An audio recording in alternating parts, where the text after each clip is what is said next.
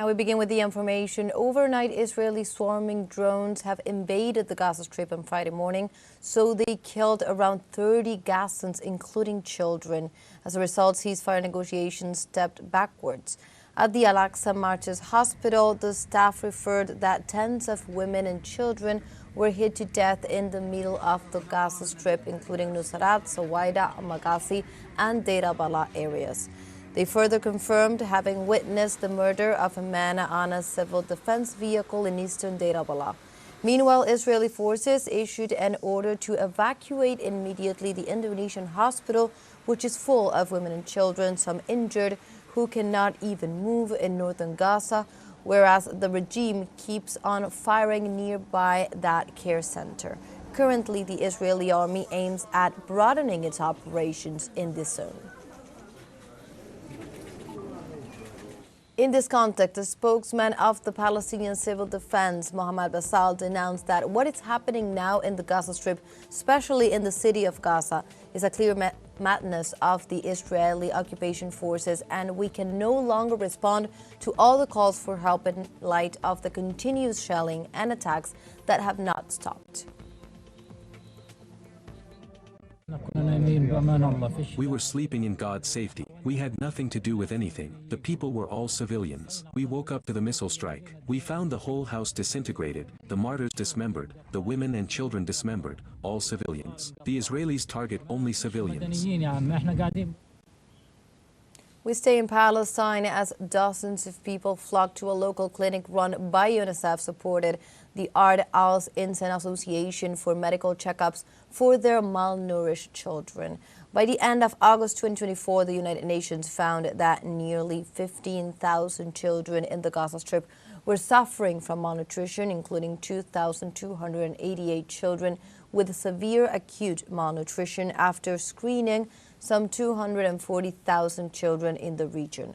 Displaced families report weakened immunity among their children due to hunger and malnutrition, increasing their vulnerability to cold waves.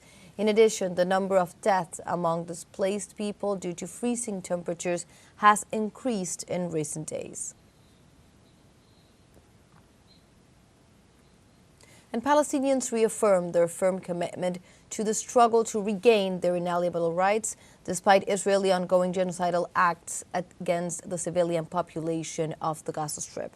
The resistance of Gazans in the face of the Israeli war machine that has killed tens of thousands of people is evidenced by stories like that of 50-year-old pediatrician and father of 6, Dr. Khaled al-Saidi. Khaled's neighborhood was attacked, resulting in an injury to his left leg that required amputation. Despite this injury and other challenges he has faced, Khaled remains committed to his work and continues his humanitarian mission with determination and dedication. He is currently working at the Al-Aqsa Martyrs Hospital in the city of Deir al-Balah.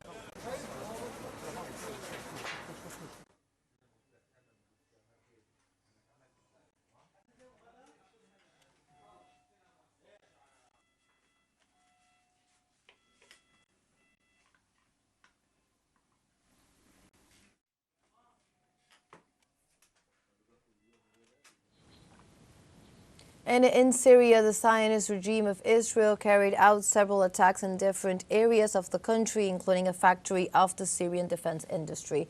According to media reports, Israeli warplanes illegally entered Syrian airspace on Thursday night, causing massive explosions in the northwestern city of Aleppo. The explosions in the southeast of Aleppo correspond to the destruction of several defense industry factories in the suburbs of the city of Al-Safira. So far, there is no information about possible casualties and the amount of damage.